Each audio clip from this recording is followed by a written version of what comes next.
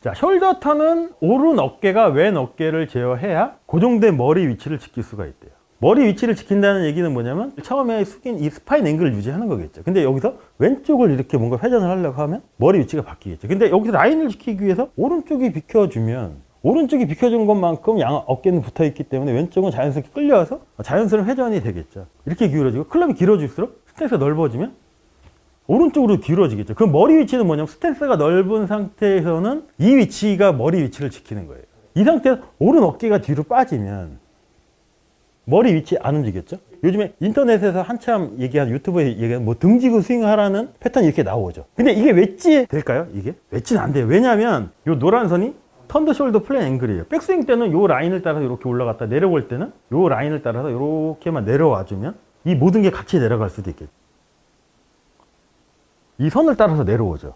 이게 턴더 숄더 플랜 앵글일 수도 있다는 거죠. 턴더 숄더 플랜 앵글 이렇게 내려줘야 되잖아요. 이 동작이 뭐냐면 이렇게 턴더 숄더 플랜 앵글이 있으면 여기서 힙 슬라이드를 이렇게 하면 스파인 앵글이 이렇게 기울어지기 때문에 오른 어깨 밑으로도 떨어지지만, 떨어지면서 라인을 지키려면 어떻게 되냐면 떨어지면서 오른 어깨는 공에 계속 가까워지려고 하겠죠. 그러면 이 측면에서 봤을 때는 어떻게 되냐면 힙 슬라이드를 통해서 하면 오른 어깨가 TSP, 턴더 숄더 플랜 앵글로 바로 내려오는 동작이 가능하겠죠. 자, 그 다음에 이제 어깨 회전. 숄더 턴이지만 이건 사실상 모션으로, 회전으로 보이는 거지만 내 입장에서는 이게 회전이 아니고 직선의 움직임일 수도 있다는 거죠. 오른 어깨는 백스트로크에서는 업 앤 백으로 움직여야 된대요. 그리고 다운스윙에서는 다운 앤 아웃으로 움직여야 되고, 다운, 공은 밖에 있으니까 아웃으로 움직여야 되겠죠. 팔로스로는 왼쪽 어깨, 이번에는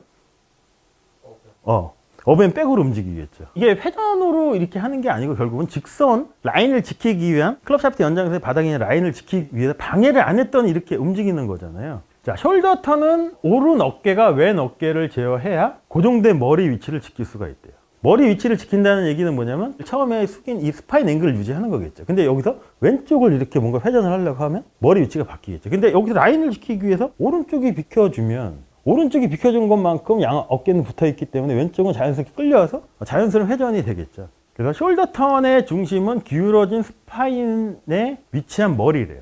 자, 밑에서도 얘기가 나오지만 스파인은 두 가지 방향으로 기울어진대요. 첫 번째가 이렇게 기울어지고, 클럽이 길어질수록 스탠스가 넓어지면 오른쪽으로 기울어지겠죠. 그 머리 위치는 뭐냐면 스탠스가 넓은 상태에서는 이 위치가 머리 위치를 지키는 거예요. 이 상태에서 오른 어깨가 뒤로 빠지면 머리 위치 안 움직였죠? 요즘에 인터넷에서 한참 얘기한, 유튜브에 얘기한 뭐 등지고 스윙하라는 패턴이 이렇게 나오죠. 근데 이게 웨지 될까요? 이게? 웨지는 안 돼요. 왜냐하면 웨지는 클럽이 짧고 가깝게 쓰기 때문에 오른쪽으로 기울어지는 양이 드라이버에 비해서 적기 때문에 약간은 기울어지지만 드라이버만큼 얘 기울기가 없고 수직적인 움직임이 강하겠죠. 이 상태에서 오른 어깨가 위로 뒤로 빠지면 어깨 회전이 많이 안 될 수도 있어요. 자, 그래서 백스트로크 숄더 턴은 설정한 경사면에서 스파인 기울기에 의해 오른 어깨가 위로 뒤로 움직이는 게 백스윙에 필요한, 이거 얘기하는 거예요. 척추는 어드레스에서 클럽별 두 가지 방향으로 기울어지겠죠. 짧을수록 수직적인 움직임이 많고 수평적인 움직임이 적지만 클럽이 길어질수록 스탠스 영향을 받아서 오른쪽으로 기울어진 양도 많겠죠. 그래서 클럽이 짧아질수록 수직적인 기울기가 많고 스탠스가 넓어질수록 수평적인 기울기가 많아집니다. 그리고 수평적인 기울기가 많을수록 오른 어깨 움직임이 더 많아지고 더 쉬워질 수도 있고, 수직 기울기가 많을수록 움직임이 제한될 수밖에 없다고 얘기를 하거든요. 보통 이제 아마추어 분들이 믹스하는 컨셉이 뭐냐면 어깨의 움직임을 그냥 무조건 많이 돌리면 좋은지 아시고, 짧은 웨지 클럽을 상체를 이렇게 비교적 많이 숙인 상태에서 어깨 회전을 많이 하려고 하다 보면 어떤 현상이 나오냐면, 근데 상체 숙인, 이게 수직적인 움직임의 숙인 상태를 유지하고 어깨 회전이라는 걸 라인을 지키기 위해서 오른 어깨가 움직이는 거겠죠. 이 움직임에 의해서 그대로 가면 어떻게 보면 웨지 같은 경우는 백스윙 탑으로 갈 때 어깨 회전이 90도가 안 되는 게 더 맞는 걸 수도 있다는 거죠. 자, 그러면 웨지 스윙을 할 때 어느 정도 또 파워가 필요한 경우도 있잖아요. 어떻게 하면 될까요? 어깨 회전을 좀 많이 하려면 스탠스를 좀 넓히거나, 이 상태에서 웨지 스윙한 것보다 내가 스탠스를 넓히면 자연스럽게 얘가 이렇게 기울어지기 때문에 이 양이 많아질 수도 있겠죠. 파워적인 면에서도 어느 정도 효과를 볼 수도 있겠죠. 자, 그리고 다운스윙 할 때는 이렇게 보시면 다운스트로크 플레인에서 오른 어깨가 손과 같이 움직일 때 가장 효율성을 만들며 스트로크의 최상의 안내 역할을 한대요. 이게 아까 우리가 봤던 턴더 숄더 플레인 앵글을 따라서 올라갔다가 내려가기만 하면 오른 어깨, 팔뚝, 샤프트, 클럽 헤드는 같은 거기 때문에 라인을 팔뚝을 지킨다는 얘기는 오른 어깨도 위로 뒤로 빠지는 게 자연스럽게 될 수도 있겠죠. 그럼 여기서 이 프레셔 포인트 3번이 라인을 따라서 이렇게 움직이면 오른 어깨도 자연스럽게 턴더 숄더 플레인 앵글을 따라서 왔다 갔다 하기가 훨씬 더 수월할 수도 있다는 얘기인 거죠. 자, 그래서 이게 뭐냐면 요 노란 선이 턴더 숄더 플레인 앵글이에요. 백스윙 때는 요 라인을 따라서 이렇게 올라갔다 내려올 때는 요 라인을 따라서 이렇게만 내려와 주면 이 모든 게 같이 내려갈 수도 있겠죠. 그럼 여기에 프레셔 포인트 한 번도 걸려 있고 오른 어깨도 같이 걸려 있어요. 그럼 얘가 오른 어깨만 이렇게 내려갈 수 있는 우리가 방법을 찾으면 비교적 정확한 스윙이 되겠죠.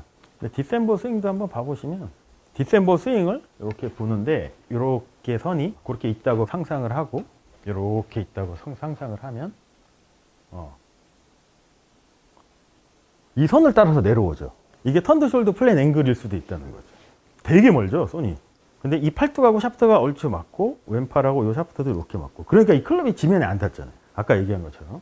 자, 여기서도 그 얘기 나오네요. 다운 스트로크에서 축의 기울기에 의해 이게 뭐냐면 힙 슬라이드에 의해 오른 어깨를 뒤로뿐만 아니라 아래로 유지해야 된대요.